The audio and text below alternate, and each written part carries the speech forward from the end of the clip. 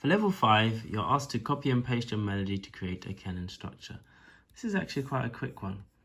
We want the same melody to repeat, but starting 1 or 2 bars later. So rather than going to add track this time, I'm going to click on these 3 dots and duplicate track. And there I have the same melody. It says melody copy, I might change it to melody 2.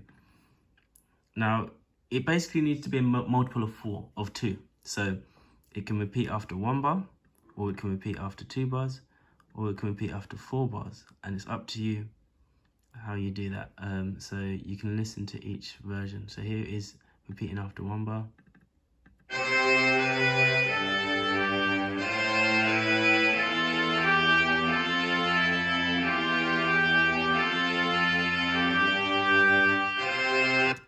And I can try it after 2 bars.